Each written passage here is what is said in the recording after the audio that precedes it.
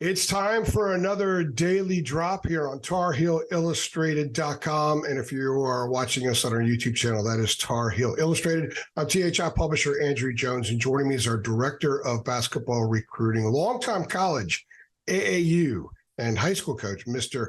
David Sisk. We are here to discuss James Okonkwo. We've already talked about him in a couple of pods, but now that David has had plenty of time to absorb a ton of film from Okonkwo's time at West Virginia last year. He did a film review on our site about 2 weeks ago that was very comprehensive and outstanding.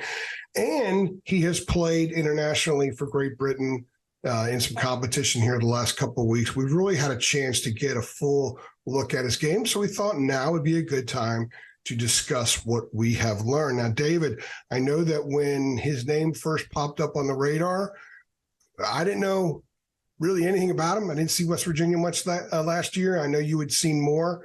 And you're like, well, I don't know. We'll see how it goes with North Carolina. Eventually, Carolina won out.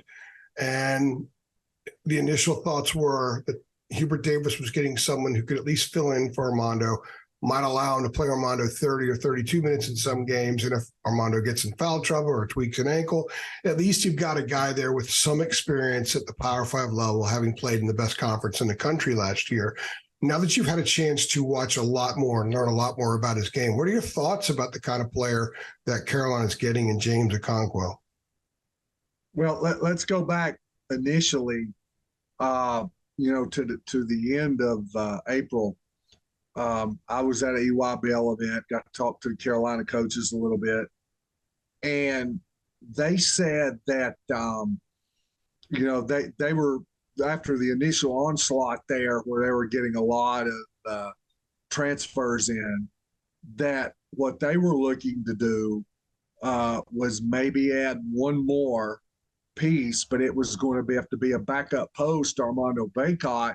And it was not going to be easy to do because that individual was not going to get a ton of playing time. But that doesn't mean that you just took a living, breathing body. They had to have, a quality player. So that's kind of what they said. That's a tough balancing act. Yeah. So, they kind of kept that, in the back of their head, and it's not easy to find. Well, when the Bob Huggins ordeal happened, I started watching a lot of films, watching a lot of Trey Mitchell and some other guys. And I saw Okonkwo, and there wasn't anything really just from a game or two that stood out. But the more I've watched him, the more he's grown on me to kind of really fit the need and to fit the role, to fit the need that North Carolina has and the role that he could play. I think he can do both. So after watching a lot of tape on him, I was much higher on him than I initially was because I think he can do some good things. The thing that I see about him, or the things that I see about him, is there is a path to his success. There's some things that he can do well. He's springy. He's got really good soft hands at his size, a former tennis player.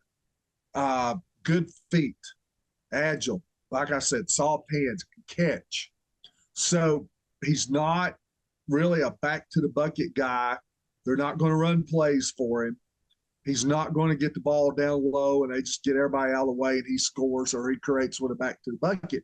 But what he can do is he can finish around the rim when defense draws, the guards draw help. I look at guys like R.J. Davis and Elliot Cadeau being able to get to the rim. And if they give him the ball, he's not going to fumble it around. He can catch it right there at the rim and score. But he's also pretty good in the pick and roll game. And we did a lot of in-depth look at that. And what he can do, he's a good screener. He understands space. He's got a good IQ. So if he sits down and rolls into a spot, he's going to be patient into an open spot. He's not going to run himself out of it. He'll wait and wait and wait and get the ball. He can go over the rim, catch it, and dunk it, but he can also go up, catch it, and lay it in or shoot a little floater all in one motion because he's coordinated and he's got good hands. He's a good rim protector defensively. I saw him grab some tough on body so he can take the hit. If he gets his hands, so, he does those things. The big thing to me is high energy. You bring a guy off the bench, you don't want a slouch coming off the bench or some guy that just meanders, goes through the motions. You want energy coming off the bench. So if I've been out there, there's two things. I've been guarding Armando Bacot. I've been wrestling around with him, and God knows how tired you would get from doing that. And then the Energizer Bunny comes in, for a while, and I'm like, oh my goodness, I got to deal with this.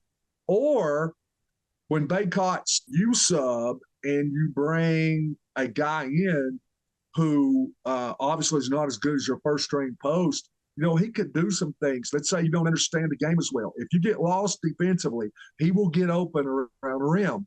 But also, if you don't do a good job hedging and recovering, or you just may not be as good as he is. So yeah. I see a role for him that next year, that in limited time, that he might grab 4 or 5 points a game, 4 or 5 rebounds a game.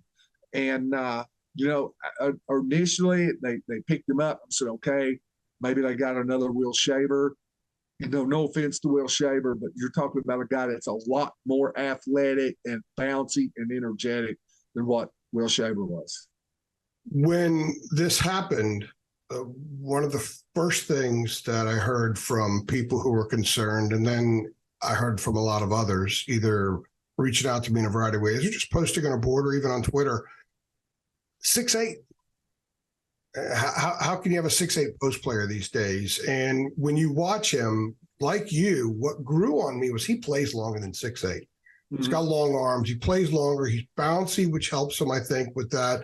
The movement, the activity, all give him advantages. But to me, he doesn't play 6'8". He plays taller than 6'8", and he's comfortable playing taller than 6'8" without trying to be something that he's not. I'm not so sure he's not bigger than 6'8". Yeah, I'm wondering too. I take a lot of those measurements with a grain of salt, and you look at him. He looks like at times he looks like a guy that's closer to 6'9.5", 6'10". I've seen you see guys playing during the season, and they're listed at 6'10", and he looks like one of those guys. So I don't put a lot into that, but like you say, lengthy. But I'm telling you, he's really, really bouncy. If you go back to I'm going to go back to his film, and this one was different by looking at him because he only had 27, if I'm not mistaken, that was the number last year, 27 made field goals last year. So like I said, he's not a bucket getter. He's got to be in the right situation.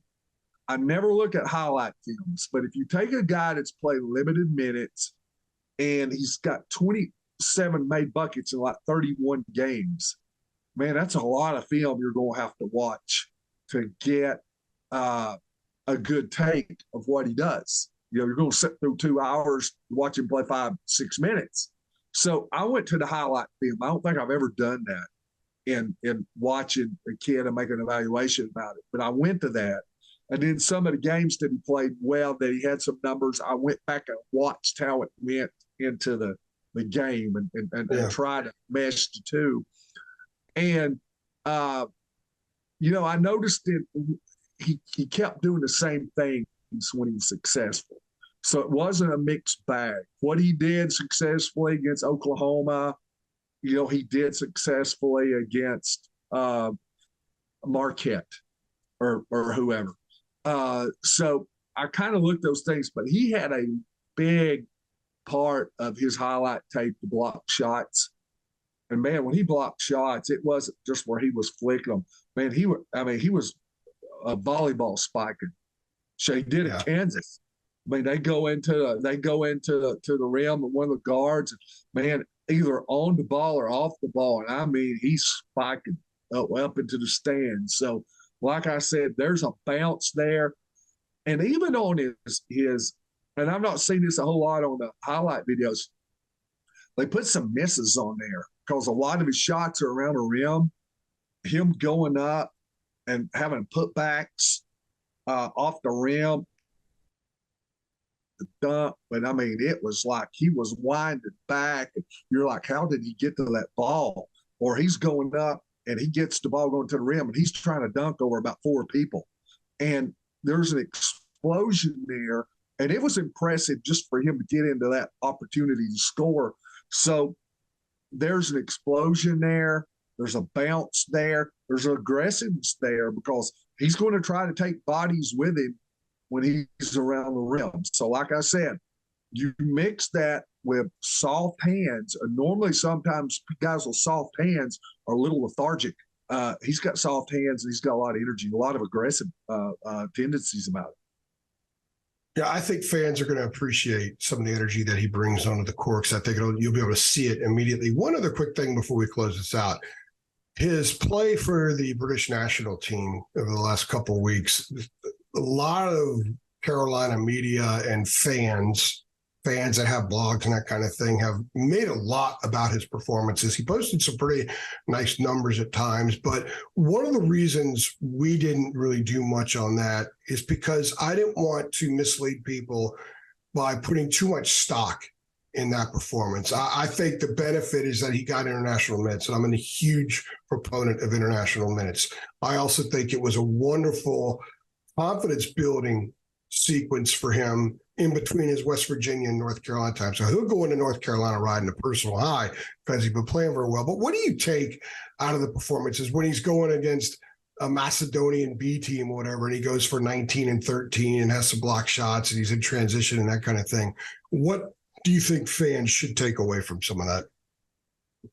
Outside of St. Paul's writings, I've never heard of Macedonia, but I look at it as, like you say, experience is good, and but there was enough there looking at his college, what he could do collegiately, a lot of game tape and all that, I feel like it kind of is what it is. I don't put a great stock in that. If there's improvements, that's great, but I'll temper it. Like I said, he fits the need that they have to have.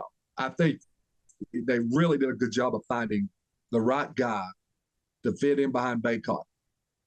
So once Baycott leaves, then what? I don't think he's the heir apparent.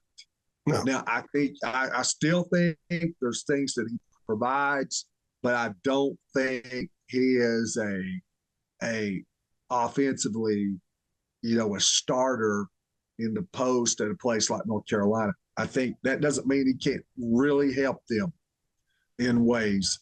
But I think, like I said, it is what it is. And I think he has a role that he plays there. But once you move on past this year, Baycott gone, they're going to have to I don't think James Brown will be ready for that role coming in out of high school.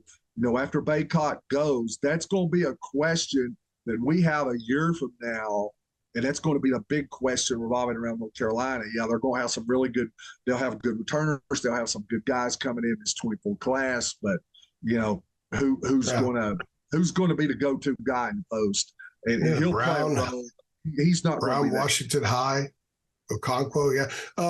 He has 2 years of eligibility left for sure, but – he could have a third because he only played a handful of games his first year at West Virginia, and the NCAA is approving pretty much everything these days. So I would expect that whether he stays at North Carolina for 3 years, he's got 3 more years, I think, of college eligibility to use, and I'm sure he'll take advantage of it.